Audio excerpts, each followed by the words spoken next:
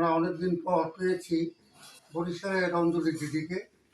তো আজকে আমাদের এই অনুষ্ঠানে অঞ্জলি দিদিকে পেয়েছি এবং অঞ্জলি দিদির সাথে আমরা তার জীবনের কিছু কথা শুনবো। কেমন আছেন আপনি? ভালো আছি। আচ্ছা অঞ্জলি দিদি, আপনি তো বরিশাল, হ্যাঁ, আমি বরিশালে নেই। বরিশাল জেলে বাড়ি বল আপনার স্থানীয় বাড়ি। হ্যাঁ। অঞ্জলি দিদি, আসলে আপনি তো একজন শিল্পী ছিলেন, আমার মনে হয়। হুম, গানও জানতেন। হুম। অঞ্জলি দি, এখন আমার বয়স কত স্যার, সত্যি বলুন? এখন আমার বয়স 70 বছর। নাতি হয়েছে? আমার নাতি, এক ছেলে, আমার মেয়ের ঘরের এক ছেলে এক মেয়ে। আচ্ছা আচ্ছা আচ্ছা, ভিউয়ার্স, তো অঞ্জলি দি কোনো এক সময় এই শহরে, এই বরিশালে খুব সুপরিচিত এবং মানে চাঞ্চল্যকর উদ্দীপনা নিয়ে একজন মহিলা ছিলেন। তো আজকে ভিউয়ার্স, তাকে আমরা পেয়েছি। আপনার থাকার কোথায় দিদি? আমি এখন থাকি গৌরনদী। গৌরী। বরিশালে বেড়াতে আসেন না? বেড়াইতে আসছি। ও আচ্ছা, বরিশালে বাবার বাড়িতে খুব কম আসেন? বাবার বাড়িতে আসি, তারপর আমার বোনের বাড়ি আছে, বোনের বাড়ি। তারপর আমার মেয়ের বাড়ি আছে। অঞ্জলি দি, আসলে শৈশবকালের জীবন আর এখনকার জীবন কেমন কাটছে আপনার? ভালো কাটছে? হ্যাঁ, ভালো কাটতেছে।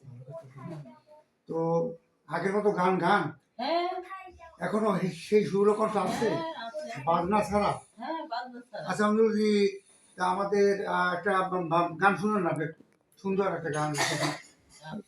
সুর দিয়ে। হ্যাঁ, বলুন। অনেক বেদনা ভরা আমারই জীবন, আমি আর ব্যথা পেতে চাই না।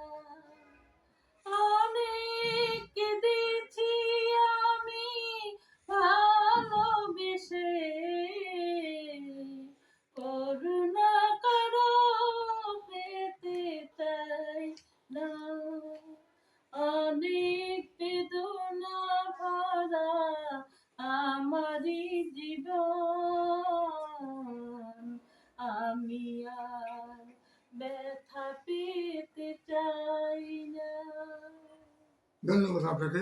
ভিউয়ার্স, আমরা আরও পরবর্তী অনুষ্ঠানে অঞ্জলিদির অনেক গান শুনবো এবং ভারতের লতা, বিভিন্ন ধরনের যে গানগুলো, উষা, এদের গানই বা আমার অঞ্জলিদি গাইতে পারে এবং আপনি জানেন বাজনা ছাড়া যে কণ্ঠটা আপনাদের ভালো লাগবে। তো অঞ্জলিদি, আজকের মতো আমরা বিদায় নিচ্ছি। পরবর্তীতে আমাদের চ্যানেলে আপনাকে হয়তো পাবো বা ডাকবো, আসবেন। আচ্ছা, ভালো থাকবেন। আচ্ছা, থ্যাংক ইউ। আপনি আপনার দোয়া করি যেন দীর্ঘায়ু হয়। নমস্কার। নমস্কার।